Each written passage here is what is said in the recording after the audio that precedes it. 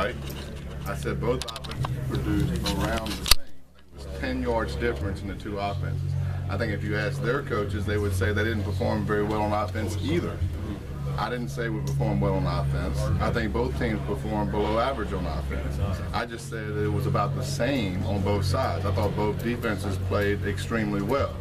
The difference in the game was we turned the ball over 5 times.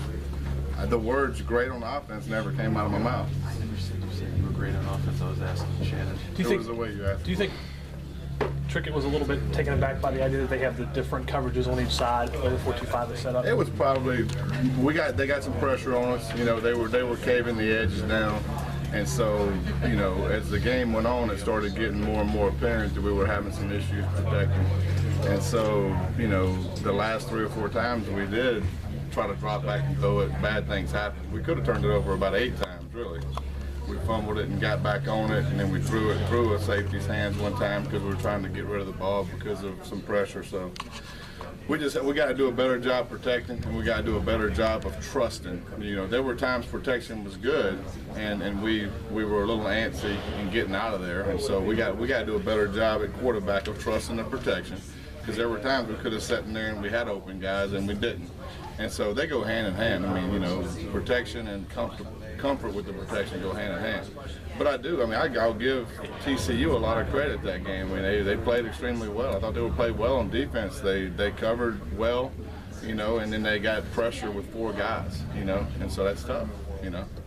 I mean, there's always things you would do different in a game.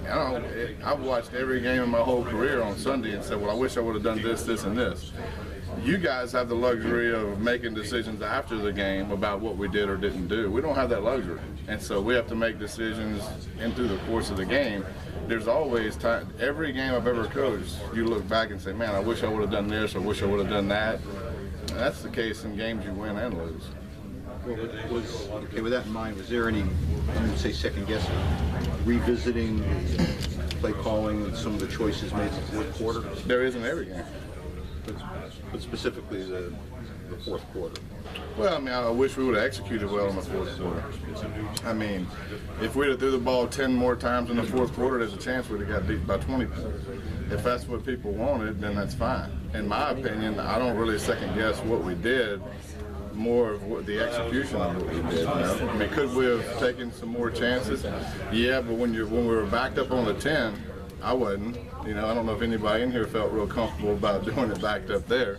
When we had the ball at midfield, yeah, probably could have done some things there to try to get a first down, and we didn't. And so, you know, we punted, and then it didn't work out for us. So, you know, I mean, there's always deals through the course of the game. I think the biggest part of the whole game is looking at it as, you know, we need to get Kevin and those outside guys involved more in what we're doing.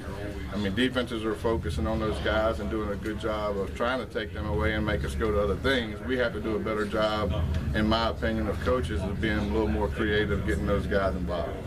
And so